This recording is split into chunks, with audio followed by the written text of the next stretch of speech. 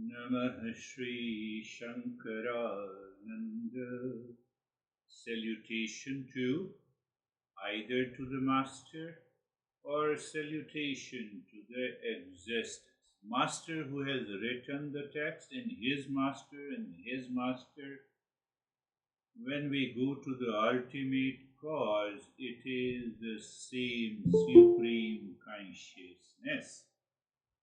We are saluting the same one consciousness. So whether if you are repeating every day, the time comes that knowledge is settled in the intellect with a conviction and you live into that state. Why salutation?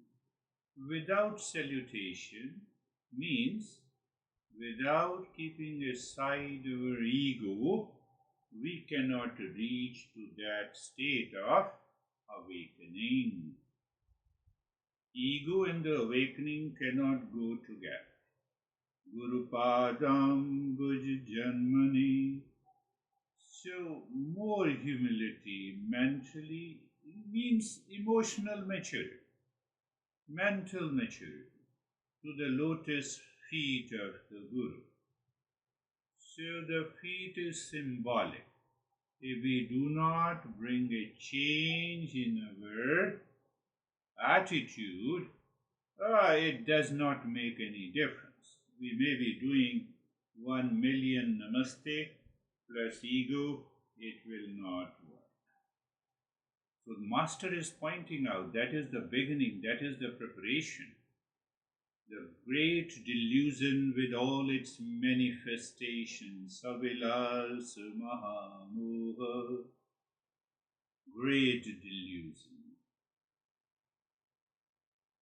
I give value. For example, I give value to my honey. Don't misunderstand it. So I give value to my honey, so I am attached. And I want to be happy with attachment.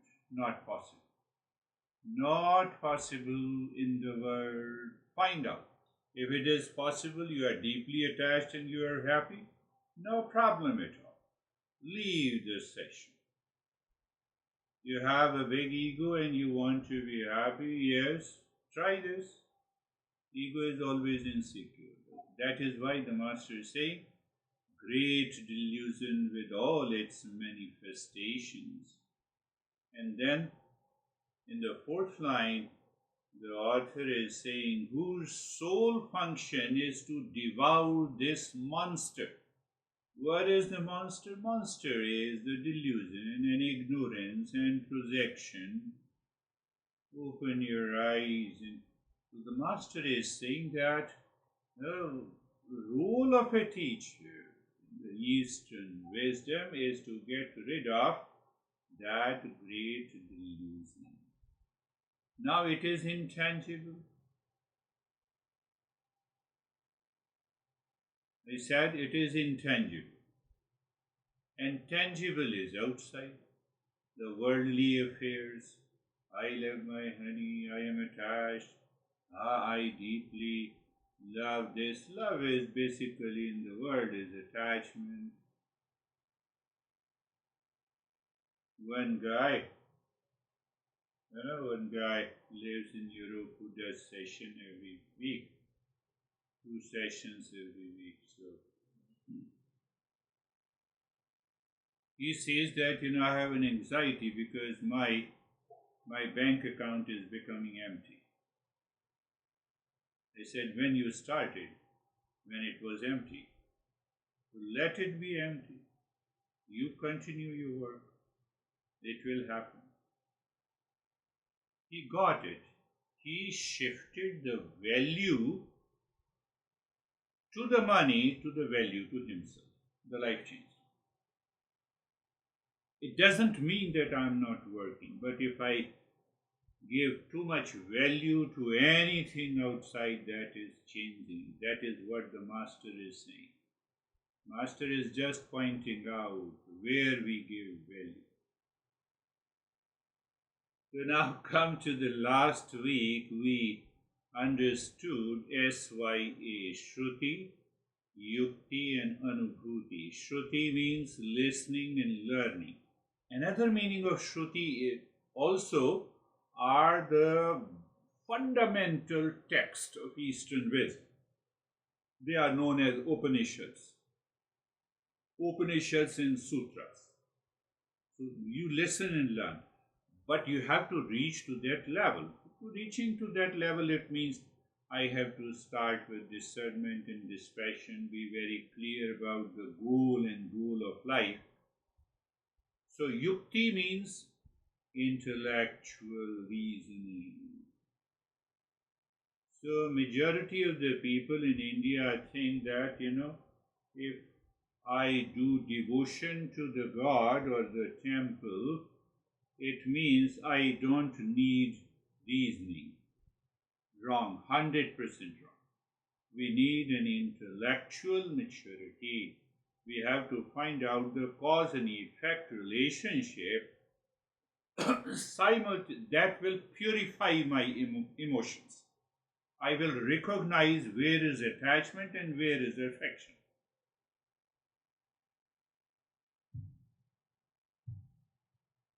Cause and effect relationship. And we briefly touched upon overcoming delusion and limited perception. So Shruti, Yukti and Anubhuti means the practice, the direct experience. I have a direct experience of your name in the form with my sense organs. These sense organs cannot be employed to find out and to recognize the real self. Why? Our sense organs are limited by itself. How the limited can perceive what is unlimited, what is all pervading. So we laid down the foundation that consciousness is all pervasive and independent. So we need an instrument that is all pervasive and independent.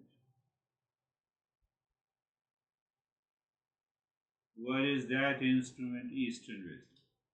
That is why I have been saying Eastern wisdom is an instrument of knowledge that reveals. It means I need only an understanding. When I understand it, I live into that. There is a conviction in the intellect that goes into the mind. I have a direct experience even while listening. But the listening has a thought component in it. I'm summarizing and then I will go directly to the next topic. So yes, you are talking. So it is in the form of a thought. So we discussed last time. Thought plus consciousness is perception. Perception means your understanding, your attachment, your freedom from attachment, your love, your care, etc., etc. All my experiences. I gave the example. I see the light. Light is not present in the bulb, not in the electricity, but when they fuse together, it gives rise to perception. You are crazy. It is a thought plus consciousness. You are beautiful is equal to thought plus consciousness. Consciousness is common. Thought is different. Why thought is different? It is all made up of alphabets. Thought is different because of my delusion in the mind, because I give a wrong interpretation. It is my interpretation. The word crazy means the mad, and you have labeled me mad. I gave that interpretation and then I react. You are beautiful. I brag myself. I become egoist. What is the common factor? Consciousness. Thought is also made of the same alphabet, but my interpretation is different. But why my interpretation is different? It may be because of many layers of the delusion. many layers of the disease. So now come to directly what we are searching. We are searching, Master says, we are of the nature of real self. Real self is Sat, Chit, Ananda. Existence, consciousness, bliss, or permanent happiness. How? By Shruti and Yukti and Anubhuti. Three factors. So that is what we want to pick up. So we pick up each word. Sat, existence, consciousness, Chit, Ananda, permanent happiness. So the Sanskrit word Sat means isness. That is what we covered last time. Sat means pure existence, the aspect of reality that simply is. Where is the existence? In the mouse. Mouse is. Isness is first, then there is a mouse. Find out where the isness is not present. House is. Honey is. Brother is. Sibling is. President is. Car is. When you say car simply, you don't use the word is. What happens? What you're talking about. Is it your car or others? Isness is there. I already also explained you last time. Kind. I am kind. You are kind to me because kindness is there. Peacefulness is there. That is why the peace. When isness is there, it always exists. It does not change. Isness is there. Take one example of the mouse. You crush the mouse. Does it exist? Yes, the mouse exists in the form of powder. Crush the powder. Can you tell me that isness continues to exist? Answer is yes. That is why the science says matter is neither created nor destroyed. We have found it thousands of years ago. That isness. You give value to that body in the body, label, name in the form, you are egoistic. And that keeps on changing. So you want to stay intact and you don't want this to change so that you would be happy. Not possible. So I have to go back to isness. Isness. That isness is always present. Take another example in a different way. Many master uses that metaphor. Heat in water. Heat in fire. Two together. Heat in the water. That heat is the incidental nature in the water. But heat in the fire is essential nature. Are you getting it? Heat in the fire is essential nature. That is isness. It is always there. I don't want to see it. Why? Because I am attached. I am deluded. I live in ignorance. Water can exist without heat. Heat is incidental nature. Where is incidental nature? Water is hot, you leave it outside, the water will move to its essential nature, coolness. Fire cannot exist without heat. The fire or the heat, fire or the heat is the essential nature of the fire. Have you seen the cold fire? Same way that I consciousness is intrinsic to my nature, to your nature. We are defining. Why we are defining? We are understanding who we are. We are understanding who we are.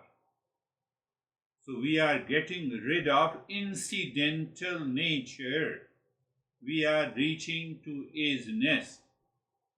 So by this example, we can find out consciousness is there. But why this metaphor works? Put the logic. Everyone understands water in the fire.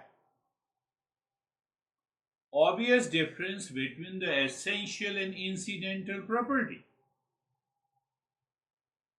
No complex reasoning is required. So I have to find out what is incidental and what is essential. Can I talk without consciousness? Can I perceive you without consciousness? Can I say you are wonderful or you are crazy without consciousness? Essential nature, Sat. Sat. Sat. But can it happen in a day? No, every day you have to repeat the same thing and become aware. Identity, you resolve that identity crisis. Oh, you abused me. Oh, he abused. Body and the mind, name in the form. That is my incidental properties. What you are doing, you are calming down your hesitation. You had certain expectations by repetition. One day you remove the expectation, other day you remove the delusion, third day you remove the attachment. You are repeating the same thing. Are you getting it? Identity, crisis, resolution, stability, recognition. So you recognize that is something stable in you, unchanging in you. How? By discernment. You are training your intellect into the process of discernment. What happens? Your fear and anxiety are gone. You need not to worry about it, that I have a chronic fear or anxiety. You need not to worry. They will go by themselves. Daily practice. Daily contemplation and reflection. Daily contemplation and reflection.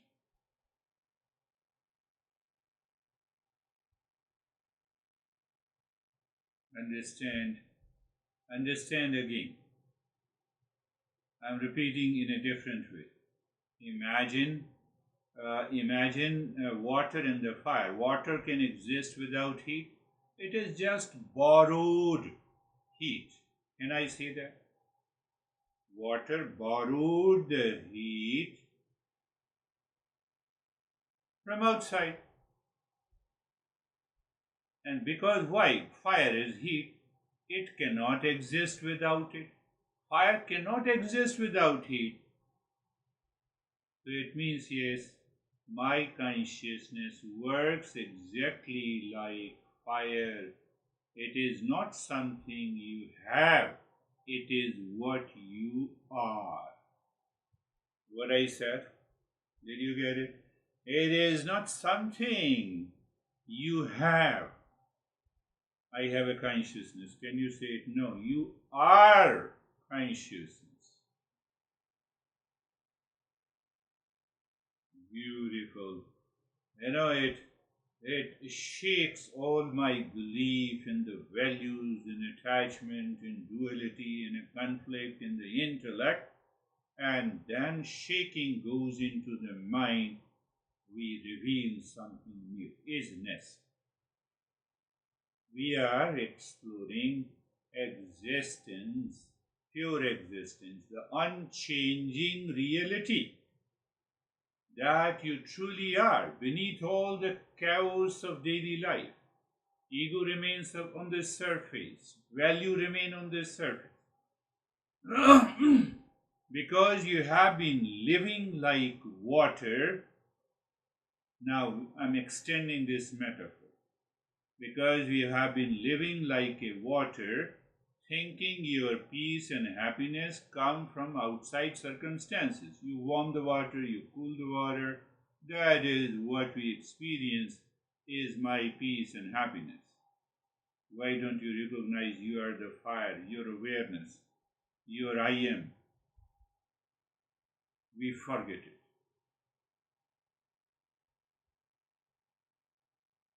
So the Master says we cannot exist without consciousness.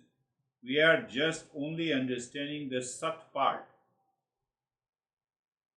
So if I'm the consciousness, I should stop searching myself in temporary things. Why temporary? It is incidental nature. But I have to remember all the time. I have to maintain that awareness. I have to live consciously. Now I will find that consciousness in deep sleep. I feel sleepy, enjoy your life. It will not work. Difference between essential and incidental nature or properties. I have to look at again and again. What is going to happen? Unshakable peace, freedom from the fear. So what key principles, what we discussed, that my consciousness is your consciousness, is one consciousness, is all pervasive. It is intrinsic. It is not incidental. It is unchanging. So I have to return my mind from changing. The more I focus on the changing and I want permanent happiness, not possible. Forget about it. How the changing becomes unchanging? Because of delusion, because of ignorance, because of my ego. So the Master says the lotus feet. He has done nothing wrong.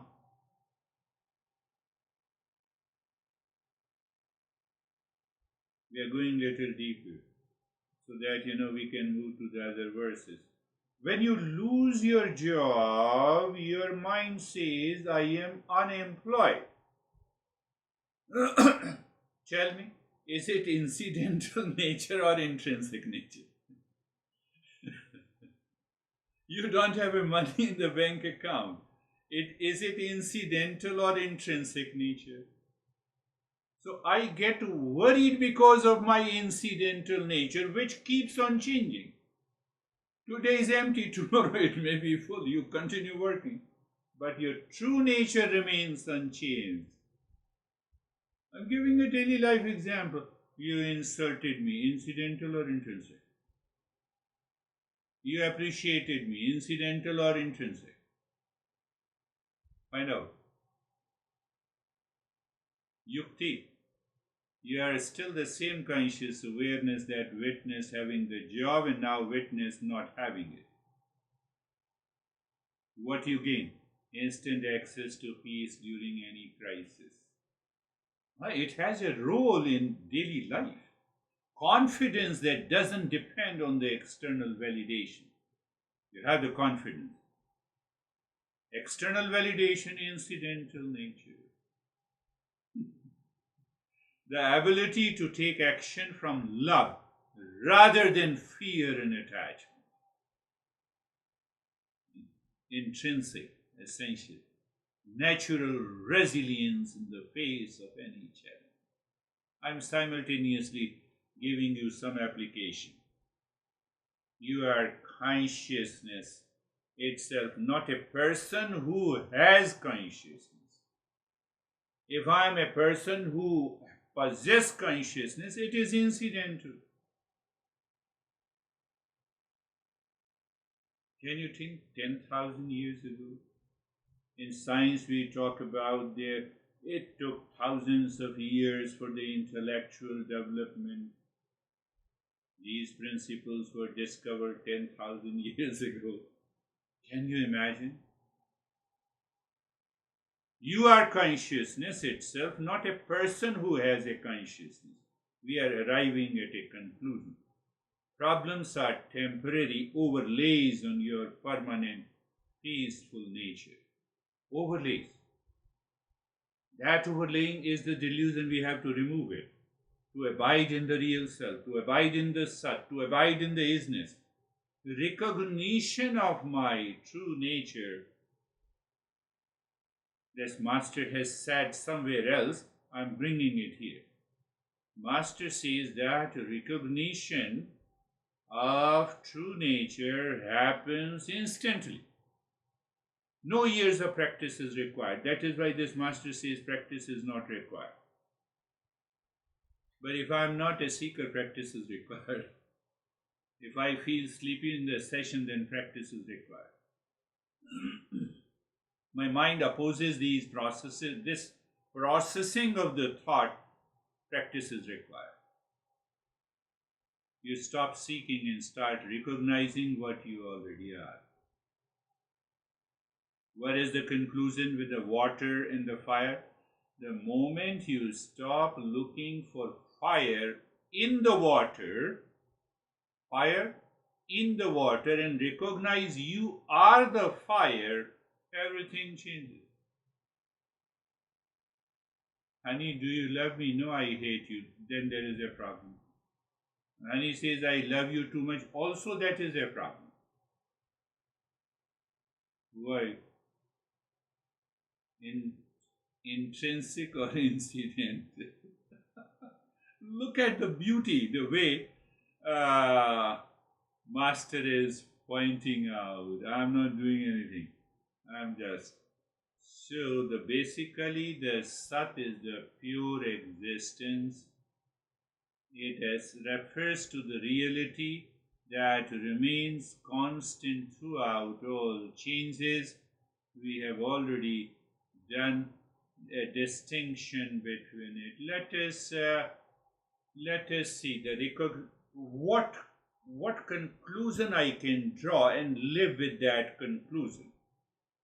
That I recognize now what is permanent and what is temporary from the incidental and intrinsic nature. So when I abide in the permanent, there is a natural confidence. Confidence. Wherever I go,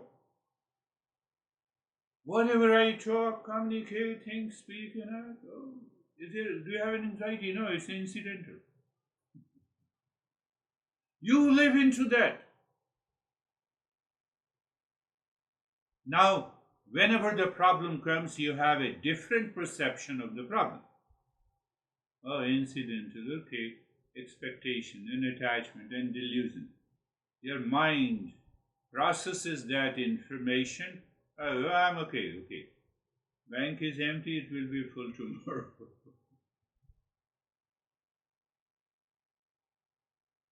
If I'm working in the world, obviously I'll get, you may not give the value. For example, to me, you don't give a value to the Eastern wisdom. So you will say your worth is $10. Okay, it is you are giving the value to me. I have not given any value. Why should I give any value to and create an incidental nature? Let me continue my journey. Do you see that? Did you get something? I believe so. I believe so.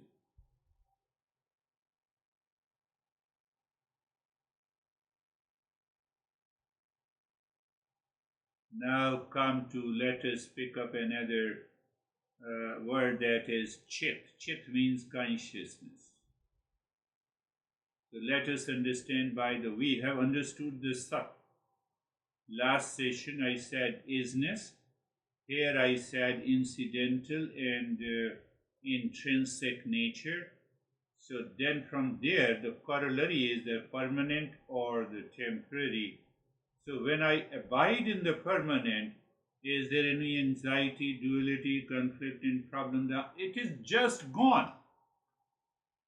It is gone. When? Within, it doesn't take any time.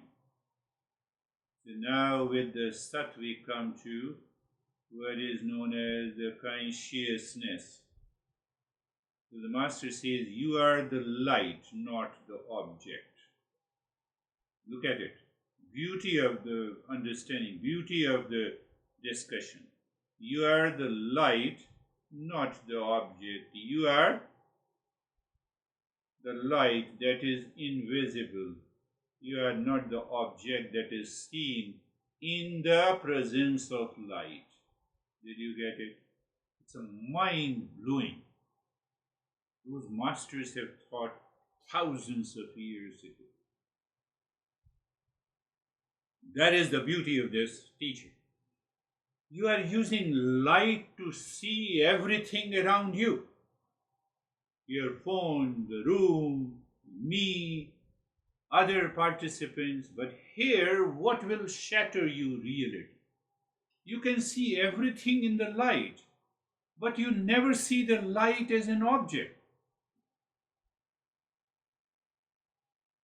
I see everything in the light, but I don't see the light as an object. Light makes all seeing possible, but remains invisible. My consciousness is like the light which remains invisible, but still seeing is made possible by this light. This is the light of awareness, not the object you are aware of. And majority of the people, they say, I am sitting in the meditation, I see the blue light. Come on, you are comparing the light of consciousness. Blue light, yellow light. Why don't you see the blue light and yellow light with eyes open? Why you have to practice meditation? We are saying light of consciousness, metaphorically. And you say, I see the light. I see the light with eyes closed. You are a great musician. You are not a meditator. You are not a seeker. And it takes hundreds of years for many people to recognize this. Shruti, Yukti, and Bhuti, don't forget it.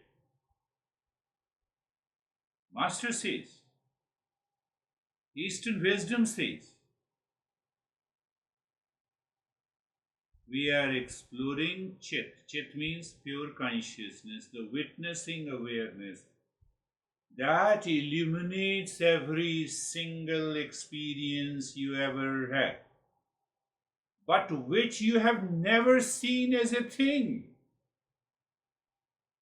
I see the phone in the presence of the light. I don't care the light. It's okay, I see the phone in the presence of the light.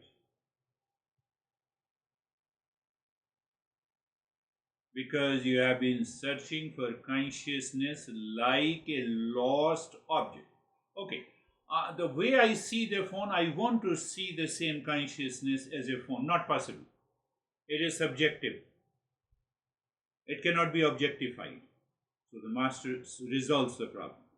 When you are the very consciousness doing the searching, it is like using a flashlight to look for the flashlight. Did you understand that? We have to use these metaphors because, we are discovering the subjective real self.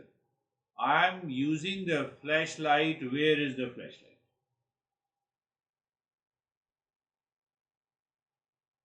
I want to see the flashlight as an object. Not possible.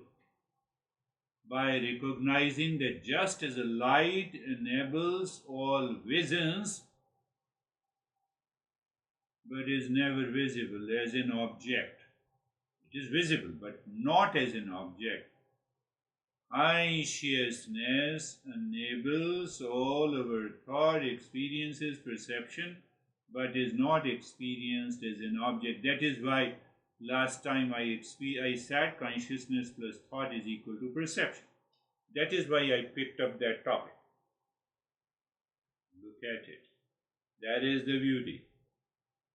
So it means that I will go to, with due respect, I will go to church or temple to find the God or myself. No, I have to find first myself. You cannot find that. But this master is very rough. He says, stop the impossible search. It is your impossible search. Why you are searching outside?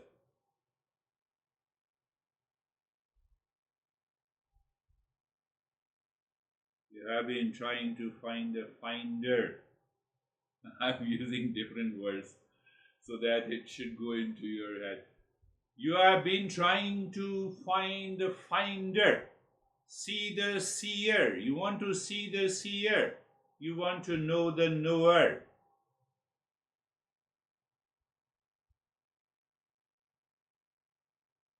It is like trying to bite your own teeth. Your consciousness itself. The unchanging light in which all thoughts, emotions, and experience appear and disappear.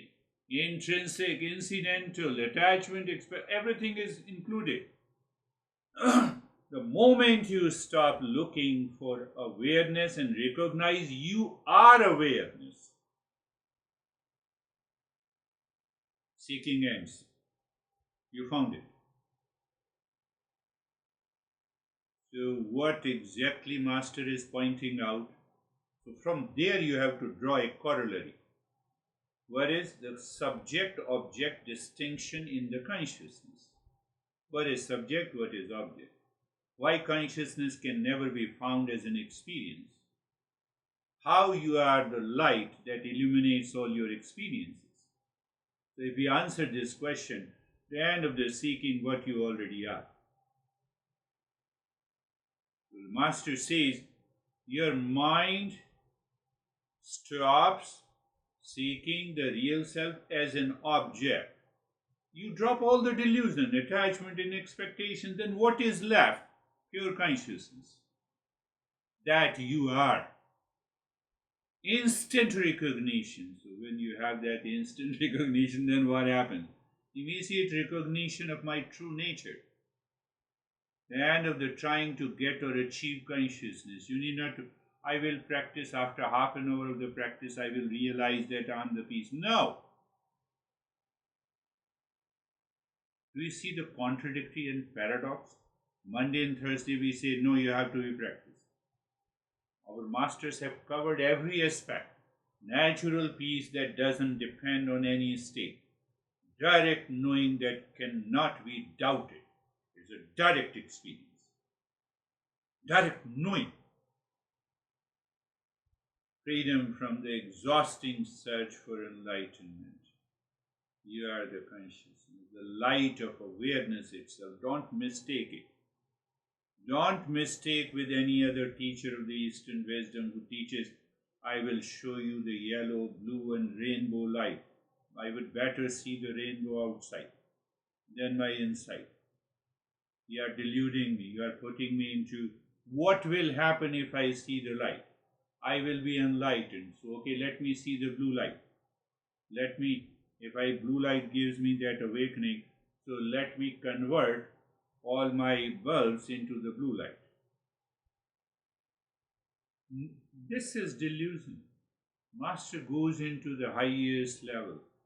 Consciousness makes all experience possible, but is never experienced as a thing. That is the problem the mind has. The mind cannot want to understand, do not want to understand,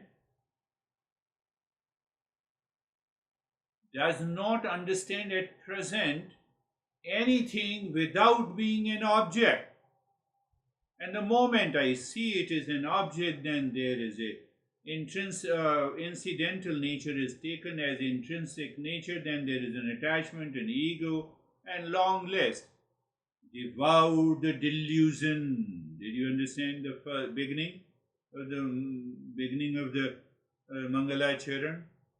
All manifestations, monster of delusion. Subject and object recognition removes that. But there is a problem. How can I recognize? Consciousness itself is knowledge. It is self-luminous. It will recognize by itself. You need not to work. Flashlight. I gave you an example. I'm searching flashlight with a flashlight. No, I am already there.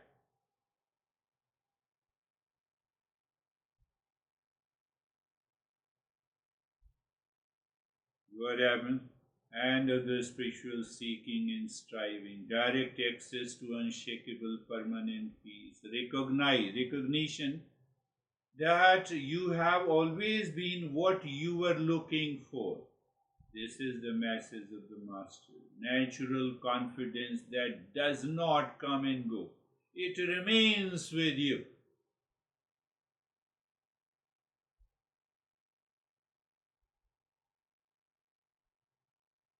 This is what the Master is saying. You are not in consciousness. You are consciousness having experiences. It is self-evident. It is self-luminous. It needs nothing to prove its existence. Can I prove that I am conscious in a dark room? You already proved yourself by asking this question. Did you understand what I said? You have already proved. When you are asking a question without being conscious, you cannot ask a question.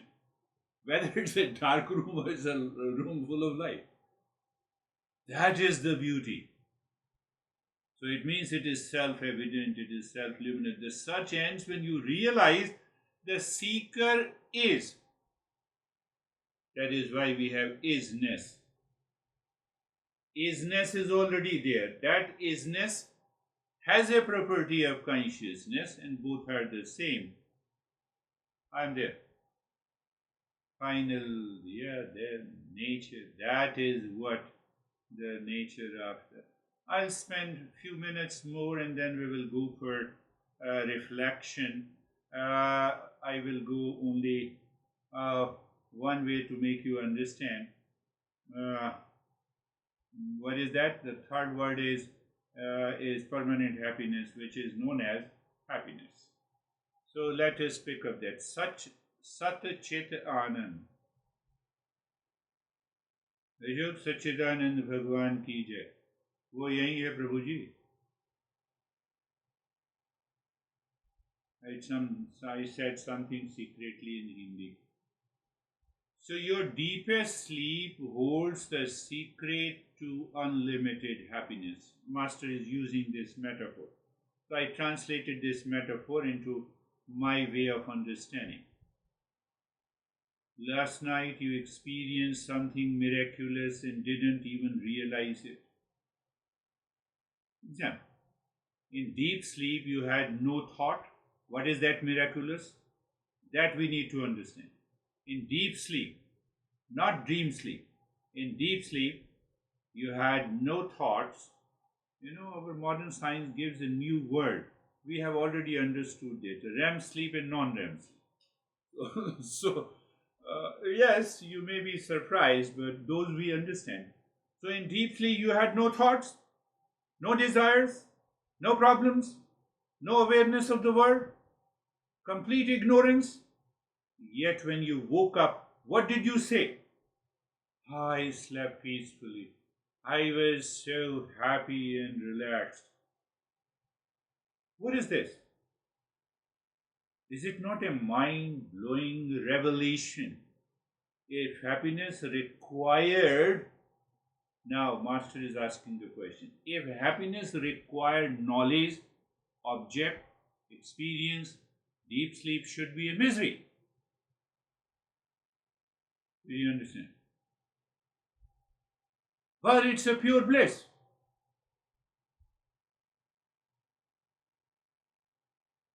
So the Master argues that proves my true nature is unlimited happiness itself.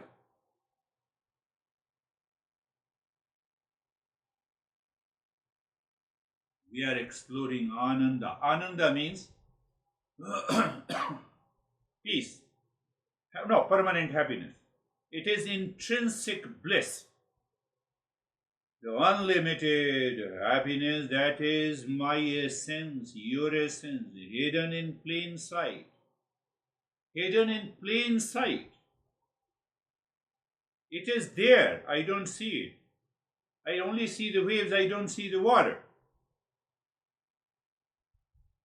Hidden in plain sight every single night. Because you have been chasing happiness in all the wrong places, you think you need experiences, achievement, relationship, or even the spiritual states with the blue, yellow, and orange color to be fulfilled. But the deep sleep proves you are already complete by recognizing that if you can be perfectly happy with the zero knowledge, zero experience, zero object in deep sleep.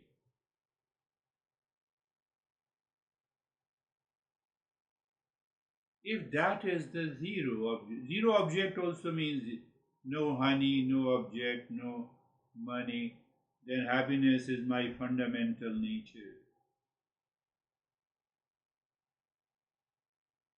So the master says, stop the impossible change. Now you can draw a corollary. What is that corollary? Stop the impossible change. What is that change? I will find happiness also.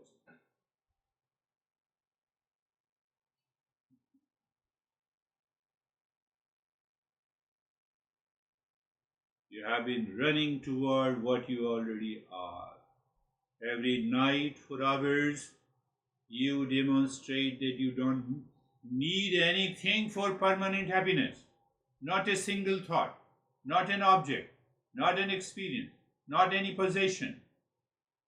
You are the happiness you seek, you are the completion you crave. The bliss of deep sleep isn't a state you enter. It is your natural condition that gets temporarily covered by the waking mind.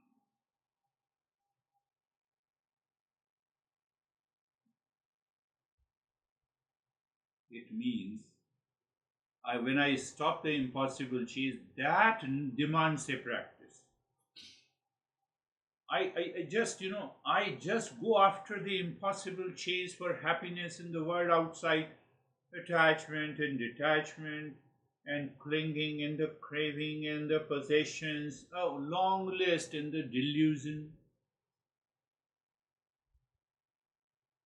That demands practice, but the peace is already there. But yes, if you are lucky, you immediately recognize inherently blissful nature, you are already there. And when you are already there, what happens? You are free from exhausting pursuit of happiness. The Shukra is saying that I traveled 5 hours to meet the Master. I am totally exhausted. Why you have gone there? Who told you? Master is no more physically. Did you hear his call? He said they should come to my monastery and pay homage.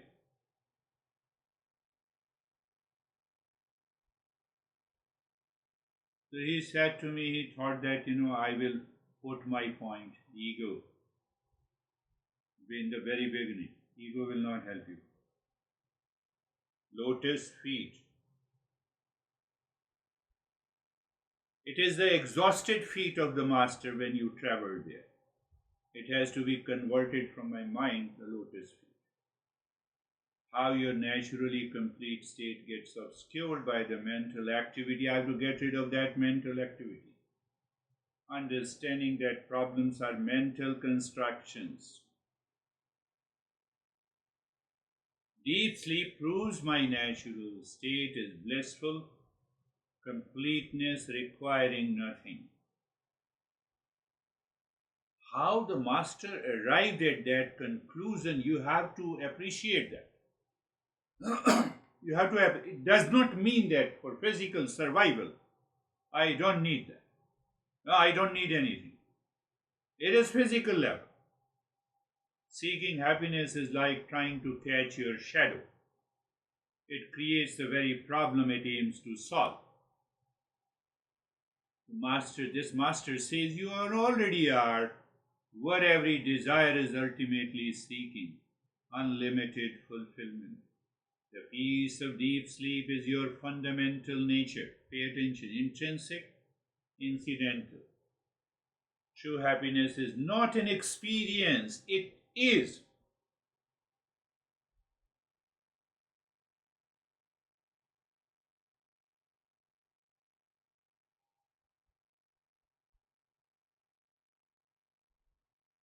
Let us start with our reflection.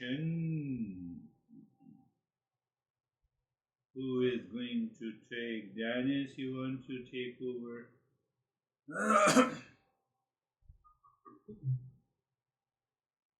understand that everything that I perceive through sense organs and the mind is incidental because it has three characteristics. It is changing, it is not independent, and it is temporary. Beautiful. So basically, all of the perceived reality is incidental, and at the same time, the perception of the reality can happen only in presence of consciousness. And consciousness is not incidental because it has another three characteristics. It is unchanging, it is independent of anything, and it is permanent. And perception, which is incidental, cannot happen without consciousness, which is consequently essential. So everything that exists as an object or perceived as an object cannot exist or cannot be perceived without consciousness. Beautiful. And if every object depends on the consciousness and consciousness is independent, it means that the nature of any object is consciousness. We perceive object as an object only due to limited perception, which is the delusion. So I think we can make the following equation, that an object minus delusion is consciousness. Beautiful. Or perception minus delusion is consciousness. And basically anything that is known minus delusion is consciousness. Even false I minus delusion is consciousness or real self, which basically proves that I am the consciousness. What a beautiful way of summary. I see you with the name and the form and the label minus that name in the form is consciousness. So there is only one consciousness. You rightly put in that perspective. The perception, any perception, based on temporary, the mind and the sense organ, it will lead to the temporary perception, incidental, whether you say incidental or temporary. And as long as I am chasing the temporary as permanent, nothing is going to be achieved. Do you think temporary pleasure will make me free from the fear and anxiety? Never. It had never happened. It will never happen.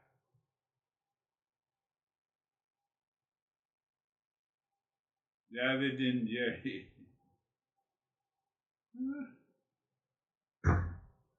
Thank you.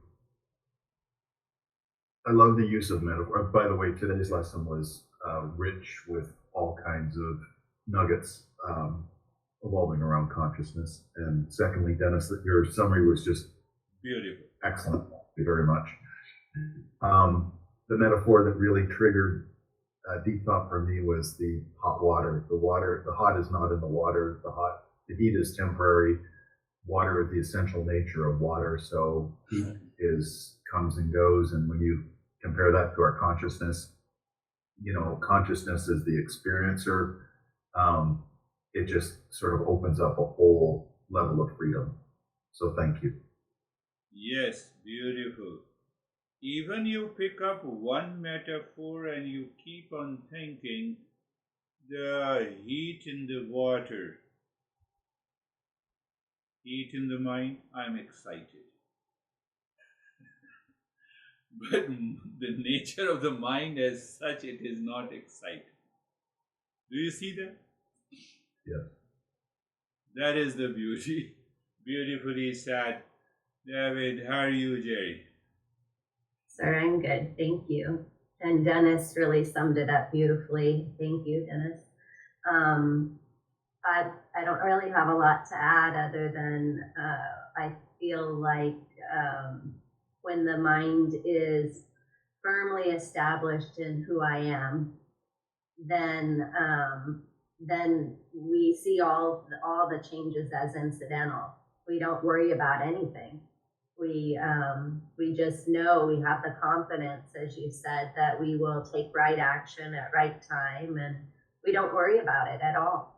Consciousness doesn't need or want anything. It has everything it needs. So any changes really don't affect us. Beautifully said. What you said is, when I abide in what I am really, there is no problem. But when I abide in what I am not, claiming what I am causes all the worry. I think what I am will cause the worry. But what I am recognition has no worries. Beautifully said. Stephen, how are you? I always, thank you, others. I always come into Saturdays wanting to listen very carefully and not start going through the contemplation and reflection. But today's topic really stirred a lot of thinking while it was going on, and going through existence, consciousness, and the bliss.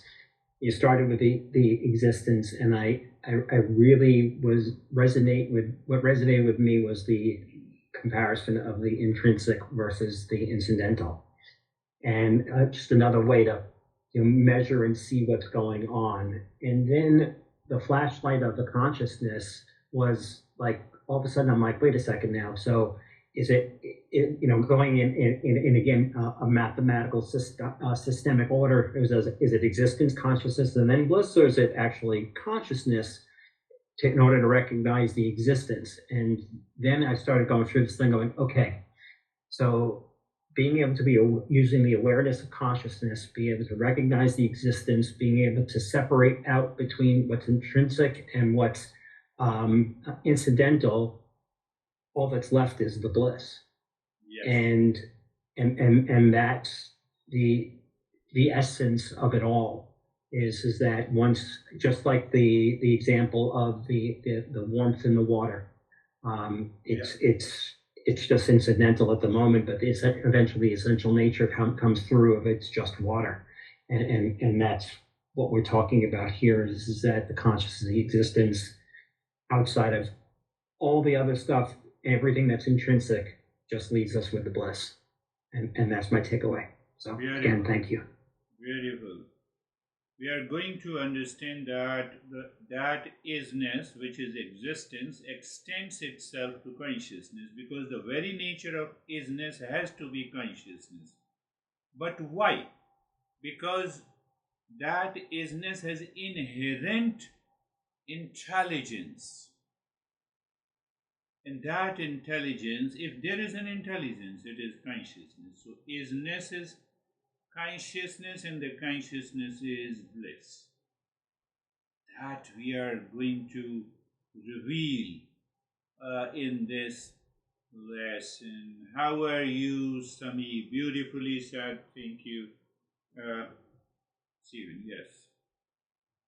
Sir, I have been experiencing one thing, that this you told that incidental and intrinsic. So incident, as the mind starts experiencing incidental nature of things, it starts becoming disinterested in those things, and the mind is eager to know about intrinsic nature of the mind and wants to go inside, because the mind is not satisfied with the incidental nature of things, because that is not giving it full satisfaction what it wants. Means something is lacking in incidental. So mind slowly starts becoming disinterested in these incidental things, and it starts searching for this intrinsic nature of himself, that where he wants to go and what he wants to achieve. Beautifully said. What he is pointing out then there is a sense of detachment. Your mind starts dropping that delusion of attachment and detachment. Because the moment you see any object or a person and you are angry and upset in this, oh, is it intrinsic or incidental? It is incidental. It will never make me happy. Just leave it detached. Just going away. So you don't need any effort to do it. Simple recognition is required. As you all said, and specifically Stephen was saying that everything is that consciousness, and you all contributed. So can I live into that state? Yes, we can live into that state while appreciating all the incidental world of experience, objects, people, and relationship. Perhaps we will be more relaxed and calm, living with our honey. That is the meaning on Monday and Thursday, leaving the home. Internal change. Beautifully said. Terry, you want to contribute something?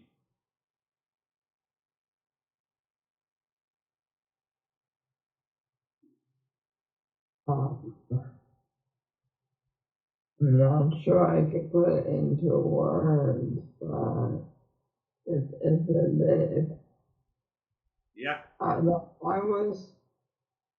It's amazing that the conclusion of the reason that bliss is one of the permanent states,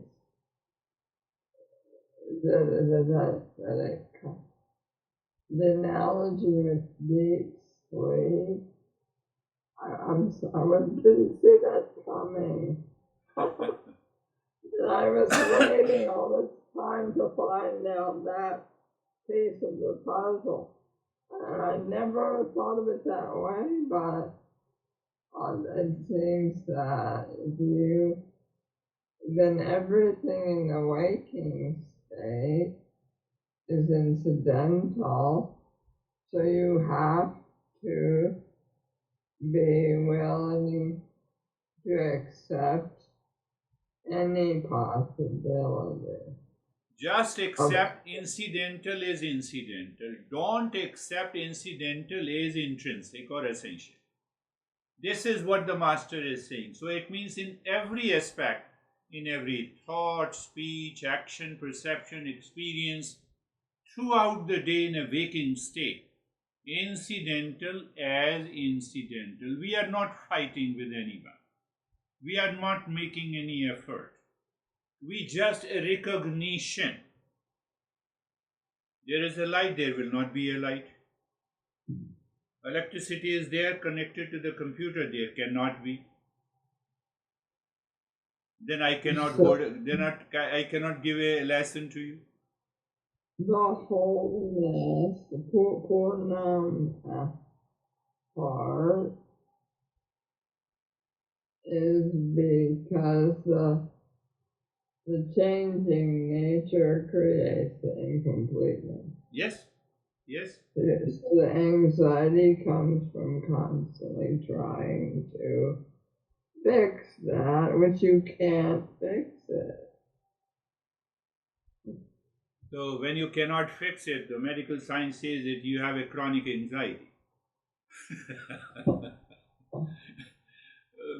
Our Eastern wisdom says you have a chronic happiness. You see that is the beauty. Does anyone who has a deep sleep do not experience happiness? Can you tell me anyone? Answer is no. So we are at a better footing than relative concepts and principles of science. We will talk about it. Very good, great contribution. So contemplate and reflect and live into that state this week. We will meet next week. Thank you. Thank you, Thank sir. you, sir. Namaste, everyone. Namaste. Namaste.